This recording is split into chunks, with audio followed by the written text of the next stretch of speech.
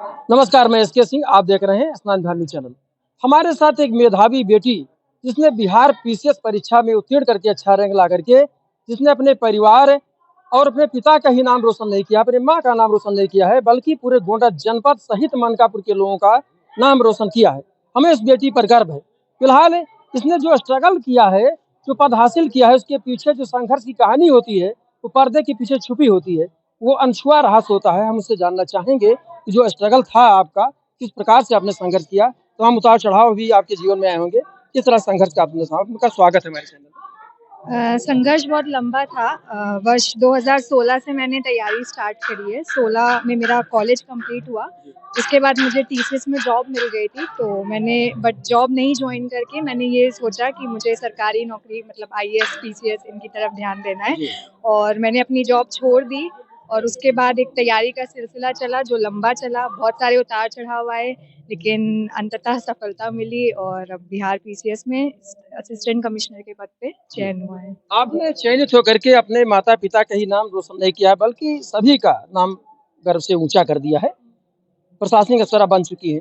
जीवन में तमाम उतार चढ़ाव आएंगे। एक निर्णय लेना होगा अफसरों के जीवन में कि मुक्त सर से जिंदगी के अजीब से फंसाने हैं, यहाँ तीर भी चलाने हैं, परिंदे भी बचाने हैं। आपको इस तरह से काम करना होगा कि जनता को भी असुविधा ना हो, प्रशासनिक काम भी चलते रहे। तो जब दुविधा की स्थिति आएगी, कैसे आपको सामना करें? जो मैंने इस तैयारी के दौरान सीखा है, वो सबसे बड़ी चीज़ ये सीखी है कि धैर्य बहुत ज़रूरी होता है जीवन में। तो किसी भी तरह का संघर्ष आपके जीवन में आए तो सबसे पहले आपको धैर्य से काम लेना चाहिए और संयम से, धैर्य से जब आप आसानी से उस किसी भी सिचुएशन को आप पेशेंस के साथ ओवरकम कर सकते हैं। जी। तमाम लोग कहते हैं कि कर्म प्रधान विश्व कर रखा, क्योंकि अधिकारियों का विश्वास पढ़े लिखे बच्चे होते हैं, उनका ही विश्वास होता है कि कर्म प्रधान गीता के उसमें। और कुछ लोग कहते हैं कि वही है सो जो राम रच रखा। तो दोनों चीजों का सामना आपको करना होगा, तो किसको मानेंगे? कर्म बहुत ज़रूरी है। कर्म हम छोड़ नहीं सकते हैं। कर्म ही हमारे जीवन का एक सत्य है।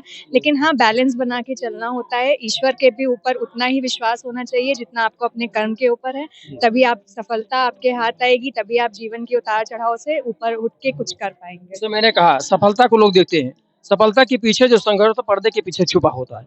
आपके जीवन में तमाम उतार चढ़ाव आए होंगे। कभी कभी स्थिति यह होगी कि हम निराश होने की स्थिति में आ गए। तो नैराश्यपूर्ण जीवन में संघर्ष की कहानी को करते हुए आपने किस प्रकार अपने जीवन को आगे बढ़ाया और सफलता हासिल की? कभी ना कभी तो आया होगा ना, वो क्षण हमारे साथ साझा करें। मेरा बहुत लंबा सफर रहा है और निराशा बहुत बार हाथ लगी है, एक बार नहीं हाथ लगी है। लेकिन मेरे जीवन में 2 ऐसे पहलू थे जिन्होंने मेरी निराशा से लड़ने में बहुत मदद की है। एक तो मेरे मम्मी-पापा, भाई-बहन और दूसरा भगवान। तो आज मैं उन्हीं के मंदिर में खड़ी हुई हूँ, तो सबसे पहले तो मैं उनका धन्यवाद देना बाबा चाहूँगी। करुणानाथ, जय हो भगवान शंकर की। बाबा विश्वनाथ, सबने मतलब ये बहुत बड़ा हिस्सा रहे हैं मेरी सफलता का। और दूसरे मम्मी-पापा, भाई-बहन, इन लोगों का निरंतर सपोर्ट, इनका विश्वास, वो एक बहुत बड़ा मेरे लिए एक मोटिवेशन की तरह उसने काम किया है। और कभी मुझे ऐसा लगा नहीं कि मुझे इस सफ़र को यहीं रोक देना चाहिए। इन लोगों के विश्वास की वजह से ही इतने आगे तक आ पाए हैं। बच्चे बड़े-बड़े कोचिंग सेंटरों में पढ़ते हैं, तो सफलता नहीं मिलती तो काफ़ी कुछ बच्चे डिप्रेशन में जाने लगते हैं, समस्या है। उन लोगों के लिए क्या कहेंगी कि कभी तनाव में ना आए, उनका जीवन भी सफल हो? देखिए, जीवन संघर्ष है, ये हम बचपन से सुनते आ रहे हैं। और इसी मतलब मैं ये कहूँगी उन यंग बच्चों को जो कि ऐसे संघर्ष के थ्रू जाते हैं और ऐसी परेशानियाँ झेलते हैं कि कभी भी निराश नहीं होना है, हताश नहीं होना है। अपनी बातों को अपने बड़ों से शेयर कीजिए। जब भी ऐसी सिचुएशन आए, बैठ के बात कीजिए, लेकिन कभी भी कोई गलत कदम मत उठाइए। अभी तो ये मतलब ये तो एक पहला कदम होता है आपका पढ़ाई-लिखाई करके कुछ अचीव करना। आगे बहुत सारे संघर्ष होते हैं। तो बस यही कहना चाहूँगी कि कभी भी हार नहीं माननी चाहिए। ईश्वर का विश्वास और आपके बड़ों का आशीर्वाद आपको बहुत दूर तक लेके जाएगा। सफलता के पीछे कोचिंग सेंटर का भी कभी सहारा लिया गया मेरे कि वैसे ही? मेरे एक मेंटोर हैं, एक सर थे, उन्होंने ही मेरी हेल्प की है। और कोचिंग मैंने नहीं की थी ये। लेकिन मैं किसी को भी ये नहीं कहना चाहूँगी कि जब आप शुरुआती तैयारी करें तो कोचिंग मत करें। कोचिंग बहुत ज़रूरी होती है आपको इनिशियल गाइडेंस के लिए, तो कोचिंग का होता है हाथ। बाकी 90% आपकी खुद की मेहनत होती है, 10% कोचिंग की गाइडेंस होती आपका है। पढ़ा लिखा भाई, हमने सुना कि आपका पढ़ा लिखा परिवार है। आपकी एक बहन एमबीबीएस में ही हो चुकी है। वो कहाँ गई? है कहाँ वो?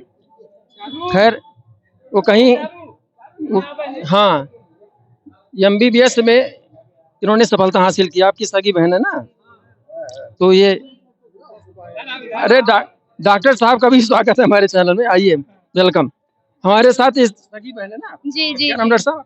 ऐश्वर्या सिंह। जी, ऐश्वर्या जी। जी आपने एमबीबीएस परीक्षा उत्तीर्ण करी, कोचिंग सेंटर सहारा लिया था, सेल्फ स्टडी की थी? मैंने कोचिंग सेंटर का सहारा लिया था, बट वो कोचिंग सर बहुत अच्छे थे, मतलब बहुत बड़ी वाली कोचिंग नहीं थी, जो है मेरे घर के पास ही थी, तो मैंने उसी से पढ़ा था। लखनऊ में? जी लखनऊ में। कौन सा कोचिंग? ट्विटर इंस्टीट्यूट के नाम से डॉक्टर अमरीश मिश्रा के थ्रू चलाई जाती है, उन्होंने ही गाइड किया था और उसी से मैं पढ़ी थी और मेरा सिलेक्शन हुआ था नीट यूजी में 2021 में। कंप्लीट हो गया?